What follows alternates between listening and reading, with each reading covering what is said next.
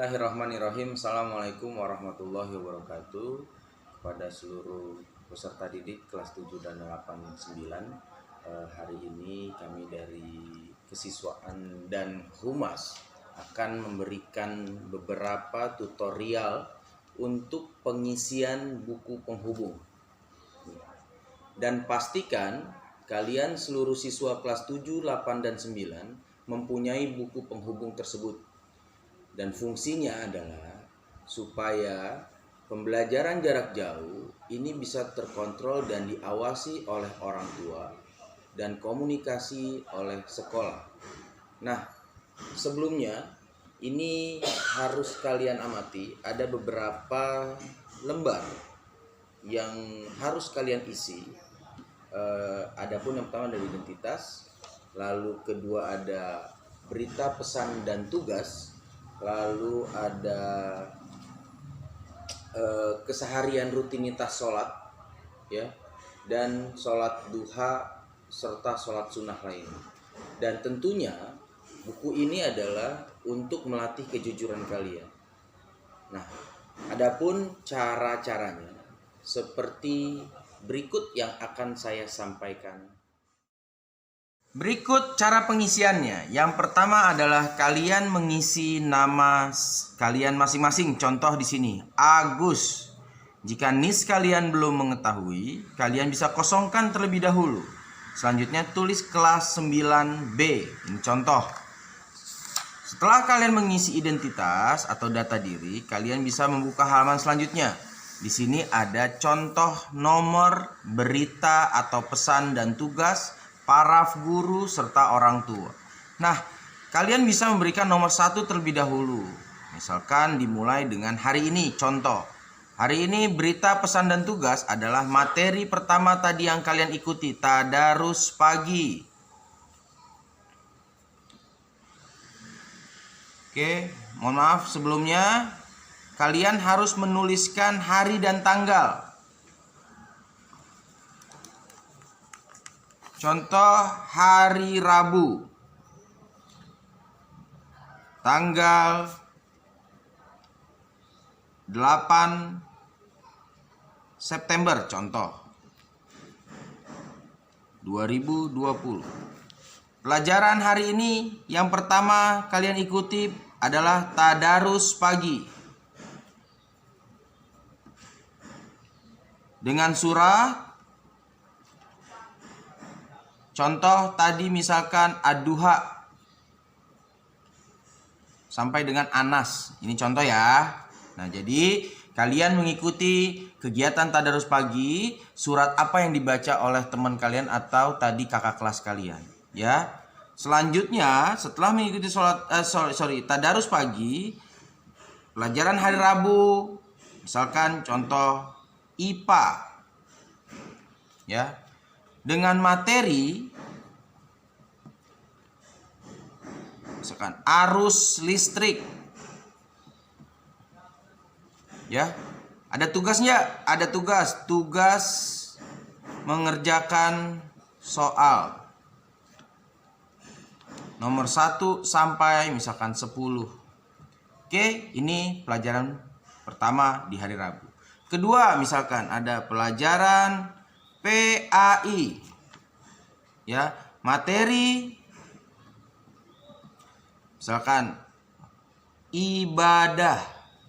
Nah, materi ini kalian bisa perhatikan di CBT, ya. CBT guru tersebut memberikan materi tentang apa dengan pelajaran hari ini. Oke, misalkan ada tugas. Contoh misalkan merangkum, ya.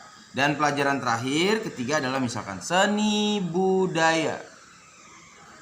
Seni budaya, ya, materinya contoh melukis dengan alat.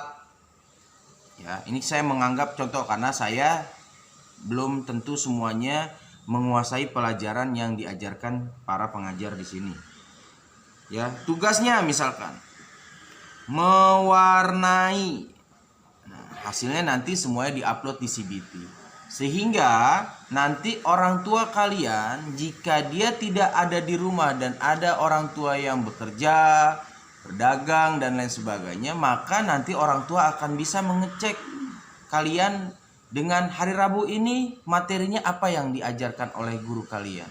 Nah, selanjutnya setelah sudah ditulis oleh kalian secara jujur, maka para bapak, ibu, ayah, bunda, mama, papanya untuk segera mengecek dan melakukan paraf. Contoh misalkan, oke, tadarus tadi surat Ad-Duha sampai dengan Anas. Oke, ya. Materi tadi kalian sudah kerjakan anaknya? Oke, sudah. Ini sudah misalkan. Jika belum, orang tuanya sebaiknya tidak usah dilakukan paraf.